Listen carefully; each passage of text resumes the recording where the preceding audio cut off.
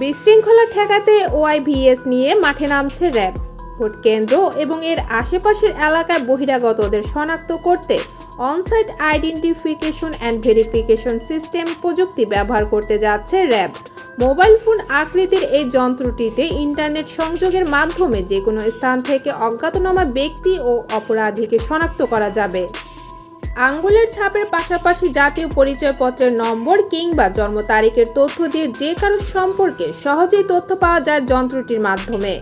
যন্ত্রটি তাৎক্ষণিক জাতীয় পরিচয়পত্র, অপরাধীদের ডেটাবেজ ও কারাভোগের ডেটাবেজের তথ্য দিতে পারে বলে জানিয়েছে র্যাব।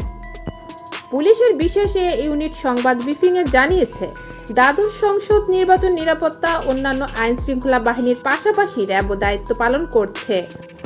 গত 29 ডিসেম্বর থেকে মোবাইল ও স্ট্রাইকিং ফোর্স হিসেবে প্রতিটি সংসদীয় আসনে র্যাব সদস্যদের মোতায়েন করা হয়েছে। নির্বাচন কমিশনের এক নির্দেশনায় বলা হয়েছে, ভোট গ্রহণের 48 ঘন্টা আগে থেকে নির্বাচনী প্রচারণা এবং ভোট কেন্দ্রের আশেপাশে ঘোরাঘুরি করা যাবে না।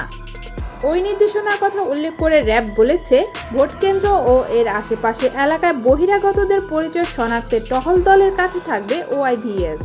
এছাড়া এক এলাকার ভোটার অন্য এলাকায় গিয়ে বিশৃঙ্খলা সৃষ্টি করার চেষ্টা করলে এই যন্ত্রের মাধ্যমে তাদের শনাক্ত করা যাবে।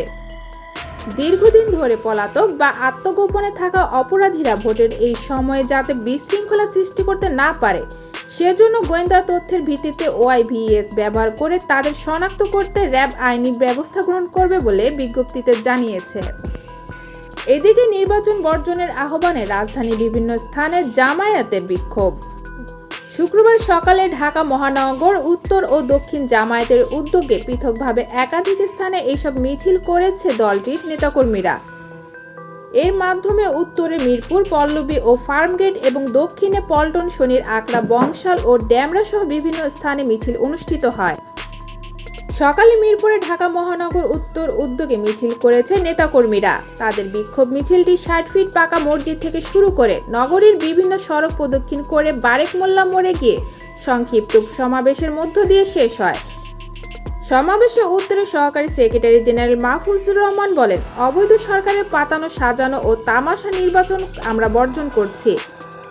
তাই নিজেরা যেমন ভোট দেব না এবং অন্যদের ভোটদান থেকে বিরত রাখব। মিরপুরে পল্লবীতে বিক্ষোভ মিছিল করেছে নেতাকর্মীরা।